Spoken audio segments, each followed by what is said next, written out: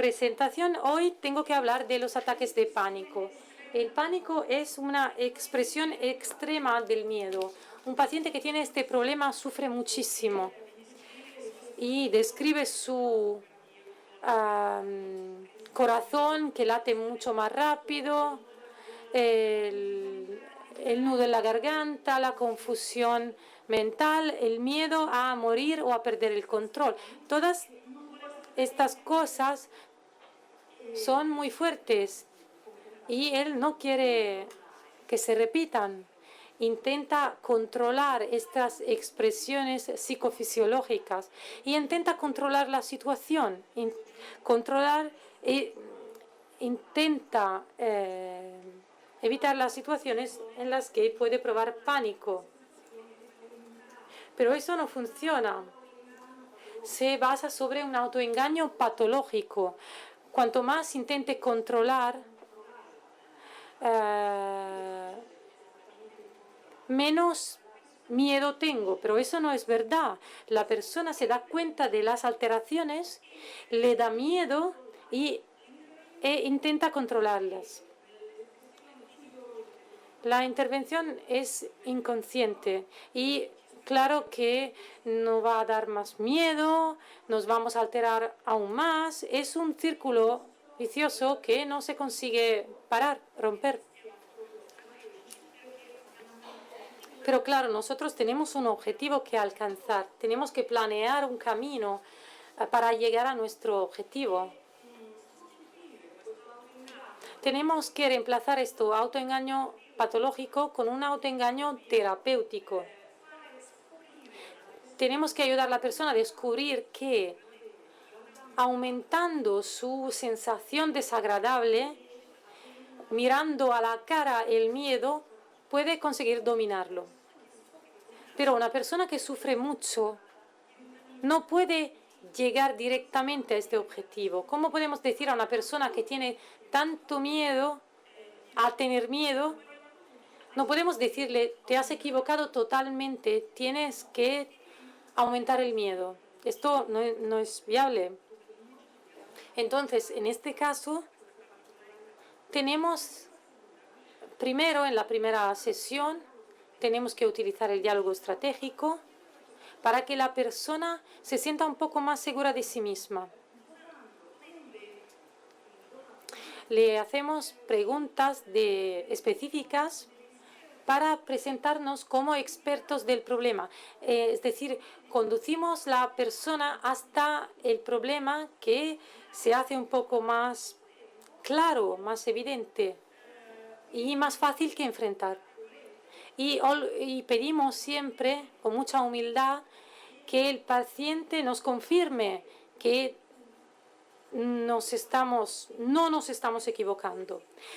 De esta forma el paciente se siente seguro, pero advierte que nosotros le guiamos, no le empujamos y ganamos un poco la confianza del paciente. Al final de la primera sesión le damos una primera prescripción de tomar notas, es decir, la idea es de navegar el mar sin que el cielo se dé cuenta. Es una experiencia emocional correctiva. Si dejo de un lado mi intentada solución de controlar las emociones, no voy a sentirme peor, sino que por el contrario, voy a tener la capacidad de enfrentarme a una situación que antes no pensaba poder solucionar. De esta forma ya hemos logrado suscitar un poco de confianza en el paciente. Y ahora pasamos al instrumento principal, que es medir las peores ideas. Enseñamos a las personas en 3 etapas a utilizar el autoengaño terapéutico. Yo intento aumentar mi percepción del miedo, mis sensaciones desagradables. De esas sensaciones van a disminuir. y el paciente podrá gestionar la situación en tranquilidad. En la segunda sesión, cuando empezamos con esta prescripción, es decir, medir las fantasías, la resistencia es muy fuerte, porque pedimos al paciente durante 30 minutos que intente causarse un ataque de pánico, pero él tiene miedo al pánico. Y en esta fase utilizamos un lenguaje sugeridor, hipnótico. Tenemos que actuar para que el paciente cumpla con la prescripción.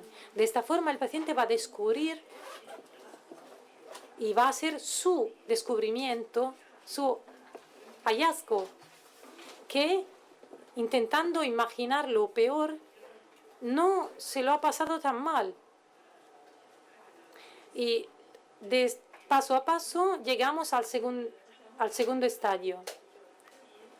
En la media hora de las fantasías peores. Esto se tiene que hacer en una situación protegida, en casa a lo mejor, en una habitación. En la segunda sesión pedimos al paciente algo que él ha probado personalmente. Durante 5 minutos, en cualquier lugar, con cualquier persona, imagina las cosas peores. Te estás excediendo un poco con el tiempo. Claro que nosotros guiamos al paciente a descubrir el efecto paradoja para transformar el miedo en coraje. Ahora tienes que utilizar un lenguaje. Bueno, desde ahora hasta la próxima vez, a la misma hora cada día, tienes que aislarte en una habitación, tienes que ponerte cómodo y cerrar los ojos y durante 30 minutos tienes que intentar imaginar las situaciones peores, todo lo que te da más miedo, todos tus miedos.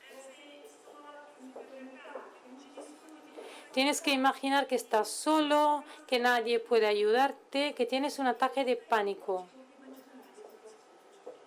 Tienes que imaginar las cosas peores.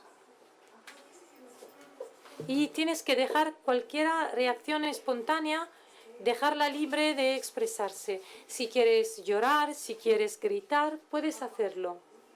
Pero una vez transcurridos los 30 minutos, el despertador sonará y tú tendrás que levantarte, lavarte la cara y seguir con tu día.